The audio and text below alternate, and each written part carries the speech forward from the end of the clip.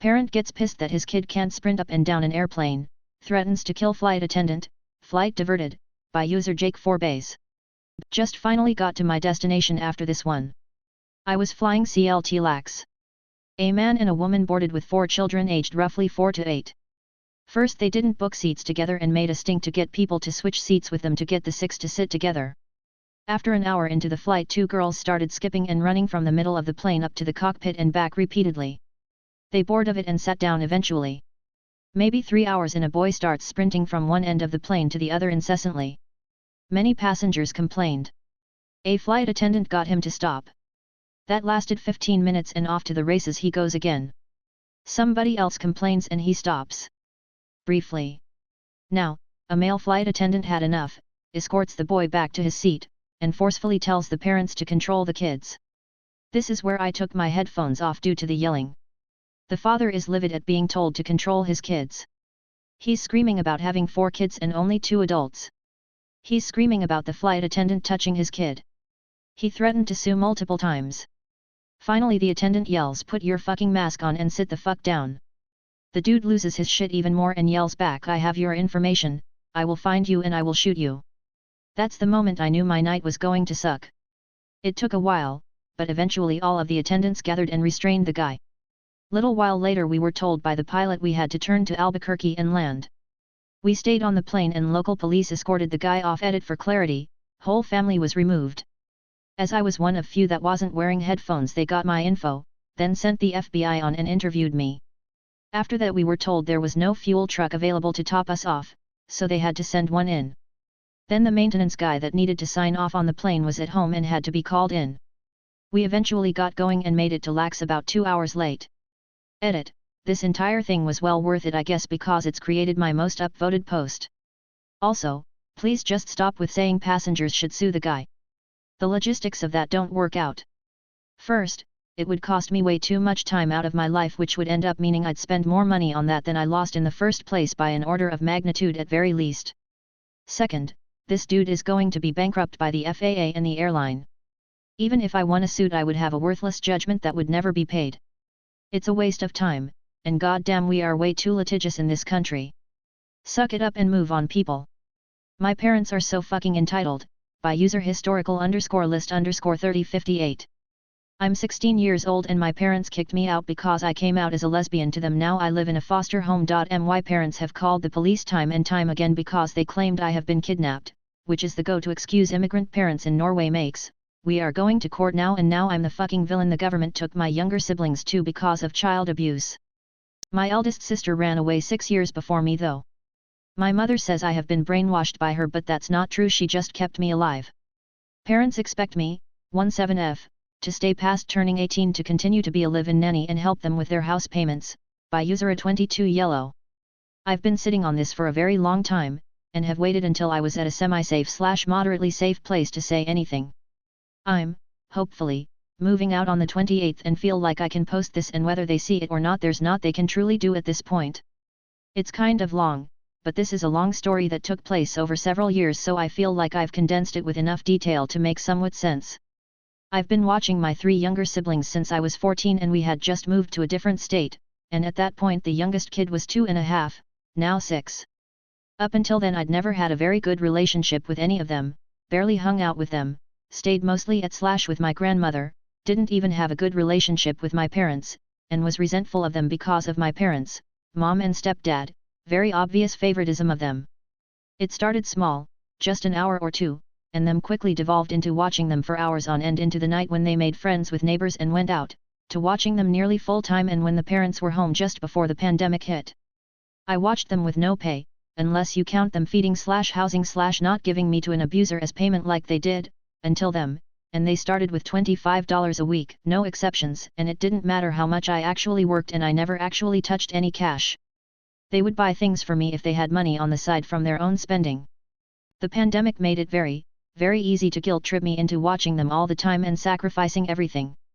There are several different stories I could tell, but some of the quick points are, I let them pull me from school to do all virtual despite having some apprehension, they pressed this solely so I could watch / pick up the kids after they went to school, I let them pay me and then hold this pay over my head, I'd be nothing without them, they'll just not even offer the gracious money they're offering and make me do it anything, they'll kick me out / stop feeding me, etc. I let them continue to pull me out of school for my senior year, another long story, and I'd always said through the pandemic I wanted to do my senior year in person. I let them ruin my relationship with my girlfriend for a long while before I put my foot down and repaired it, going steady since sophomore year, as serious as a high school level relationship can get, and I let them take my opportunity to get a job / license and work for them with 45 to 60-hour work weeks babysitting. These kids are not angels, hell not even part angel.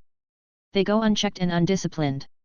I am the only one they even semi-listen to, and that's a 50/50th chance. They run around like banshees, hit and scream and are just generally bad kids. They're constantly on a screen and have been as long as I remember, watching scary videos and murderer Y videos and things that generally young children shouldn't be watching. They stay up as late as I do. I've had trouble sleeping literally since I was a baby, and I'm trying to help myself without becoming dependent on melatonin and such so I don't become immune, and sometimes even later. For reference, that can mean 4-5-6 am and I sometimes get knocks at my door asking for food and such. It's not just me who says these things, my grandmother who watches them when we go back to our hometown, my family who sees them, my girlfriend's family who's seen them act this way, their teachers, etc. also say this or say it more politely. The youngest is the worst, going the most unchecked and ignored, and when she's bad it's well she has ADHD so. No. It's not an excuse, not even a diagnosis. You just don't parent her, and don't want to help her, Mom. I have diagnosed, unmedicated because my mom refused to remedicate me after the last pills made it difficult to maintain weight and gave me facial tics. I understand that sometimes it's not fun or easy for people to be around me, but even I can say I don't think she has ADHD, or even if she does have it, I think she has a mom who doesn't discipline her and instead encourages bad behaviors. It's ridiculous. The middle kid is becoming more mature at 9 but still unchecked and doesn't listen. The oldest, who is now 12, is realizing his parents don't actually parent and is becoming resentful as the younger girls get favored because he's getting prepped to be the next me. I understand the whole older kids babysitting younger kids thing, but you cannot expect a 14-year-old who barely recognized her siblings' voices to be able to cope well with that kind of childcare job. Hell, I don't even really like children, and even as a kid I didn't really hang out with younger kids than me because I found them annoying. Ironic, I know, because I was probably just as annoying. Making me do this made me resent them even more, in all honesty. It was exhausting, and made me a resentful person for a while, and I still am very angry and have a lot of pent-up frustration that I'm trying to work through. I don't think I've ever been capable of caring properly for these kids in my honest opinion, and they should have either a real babysitter or after-school care. I've had several breakdowns and just am not mentally well enough for this job, and my concerns and valid points for this have been ignored. When we moved towns, 23-minute drive between my house and my GF's house for reference, they got very, very bold. My biological dad is dead, and because of that my mother receives a survivor's check with stipulations as to where it can be spent. My entire family bashes her for refusing to use that money correctly and abusing it, and it's an extremely sore and sensitive spot between us, especially with all of the jokes that they use my check for themselves and that the money isn't really for me but them, and how they quite literally refused to let me stay in my hometown where I was happier / healthier because that meant they'd lose the check. They've openly admitted they were never going to let me know of its existence because they didn't want me to know. I found out the only reason they can afford the house we're in is because of the check. They depend on this despite having a second job and well-paying government jobs. You might say, well, the pandemic, but no. They've admitted if they just cut back on frivolous things like that $1,000 armchair they bought in December and my mom's purses, and all of their other bullshit, they'd be able to do it on their own. They guilt-trip me by saying that if I don't stay they'll lose the house and it'll be all my fault. Eventually it all came to a head back in October. I'd put my foot down and demanded I get a job. I needed money for college and had nothing to show for my life and had no way to pay for college, not even a license to get there at that point. This ended in a huge blowout fight where I did some things I regret.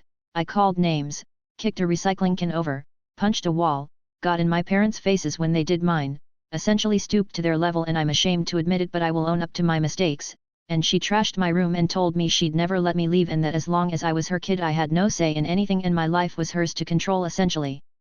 She went on a rampage saying how she'd take every contact to everyone I knew away and how she'd make everyone hate me and how she'd make it so I couldn't physically leave because I was all alone and had no one.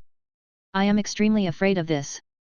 I'm afraid of people leaving me, I'm afraid of people not coming back, and she knew this as she said it all.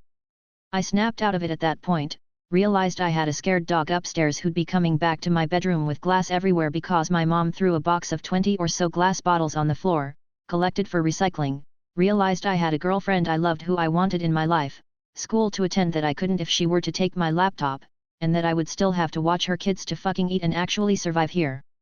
I immediately backpedaled and apologized, and went along with what she was saying. I was promised therapy, pills, help with the kids, whatever bullshit she spilled out, and I knew everything was a lie. I refused to watch them until we had an agreement, and then I was paid $32 a week flat. I'd be leaving Friday Sunday for a real job in my old town with my GF, so I lost Friday's money whatever. I'd be making way more at the new job, supposed to be in cash, but that stopped about a month afterward, where it was put on a Cash App card, but only with whatever they could spare depending on my wants and their extra money that they didn't spend. Since then, I've been threatened to be held at my house so I'd be fired with my phone turned off, because my job's policy is if you don't show up to a scheduled shift without any kind of notice, with an exception to emergencies, of course, then you're fired. They run a formal restaurant that's successful and can't risk liabilities like people who don't show up, which I understand. I've been avoiding a bank account because I don't want her to have access to my money, cash my money with my GF and hold it at her house, not mine. I'm looking for a car and am getting ready to make a DMV appointment the week of my birthday, hopefully, along with a bank/savings account and walker's license. They've been getting more and more aggressive with saying I'm not leaving, to the point it's mentioned at least once a day. At first it was you aren't leaving until you graduate so we have someone to watch the kids, then it was that they needed my check to pay their mortgage and wouldn't get it unless I stayed, and now it's that I'll stay until the end of or beginning of, depending on mood, summer to help them in their time of need. They've threatened to put me in a psych ward, to have me arrested, to give my family members up for things they have asked them to do to guilt trip me, and to have my girlfriend's parents arrested for harboring me as a runaway after I'm 18. I don't think they can do that unless I'm in danger, which I'm not, and her family can pass a wellness check with flying colors, which I agree with. I also can prove I have a paying job, nutritious food to eat, and a safe place to stay. I am not a nanny. I've been prevented in furthering my life, and I've been withheld from getting the necessary things to survive on my own. I owe nothing to them or their kids, and in self-preservation have to let them be on their own and figure their own shit out. I didn't want kids. I didn't buy a house I couldn't afford and depend on a government check to help me along. I need to go to school to get the kind of job I want. I'll answer any questions in the comments.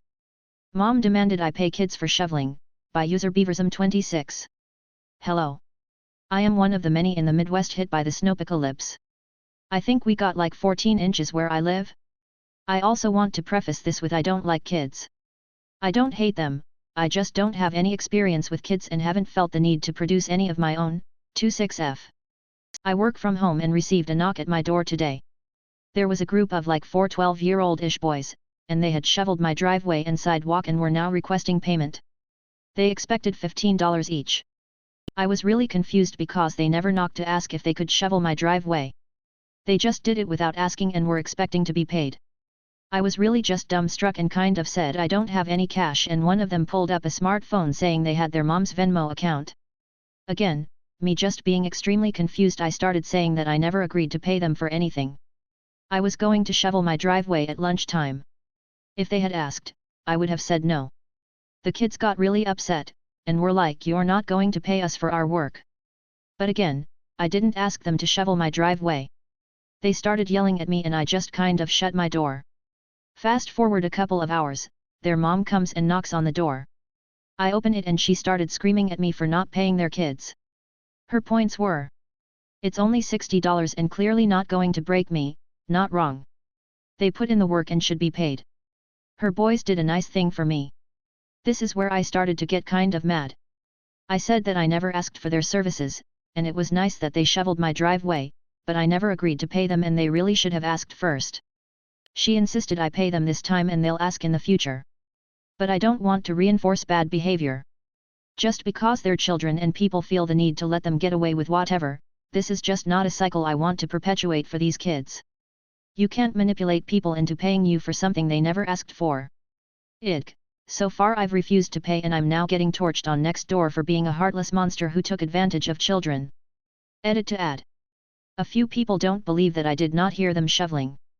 That's a fair thing to be suspicious of. So we did get 14 inches, but my husband and I shoveled yesterday. I'm not sure how much we shoveled vs what was left, but these kids did not shovel 14 inches on their own. My home office is in the far back of our house, overlooking the backyard. It's the furthest back you can get and still be inside. And 90% of the time I have headphones in for meetings or music. So I really didn't hear them. Other question is my driveway length. It's a 2-car wide driveway, and it's probably 2 cars long. It's pretty standard, so I also felt like $60 was outrageous. This was originally posted to Ida but recommended by several people I cross-post here. M told me I had to pay for student loans I never took out. Satisfying ending, by user Krons7. This was a while ago but it just came to mind so I thought I'd share. I attended a local university, got really good grades, ended up getting a large scholarship and qualifying for financial aid. Dealt with M my entire life, my accomplishments were hers and she would often highlight them as her own. My first year at university she got mad that I wasn't around, as I was at school, living on campus, and she cut me off. I had asked for her tax return so I could file for financial aid for the next year and she refused. This is a requirement if you are still being considered a dependent. So, I took matters into my own hands. Went to the FA office, had an awesome counselor who walked me through all my options. Petitioned to have my aid submitted on my income instead, signed to say I was an independent student with no relationship with my EP, started filing my taxes as a single adult. Fast forward many years, M starts making comments to me about how they are still paying off my student loans. I ignored for a while. Then I got a really good job and it would come up more often, especially if there were money problems. M didn't know that the amount of money I had to take out for a loan was minimal, $30,000 or so for 4 years, and I had been paying it off the entire time. So, it came to a head. How can you be paying off my loans if I've already paid them off? She was shocked, I knew. Then everything came into focus because I hadn't been asking for M's returns, they couldn't claim me on taxes anymore. It was one of the proudest moments of my life. Edit, clarifying that M had taken out a very small loan, but then tried to get me to pay off M's own student loans later after she refinanced that small one plus all of hers into one.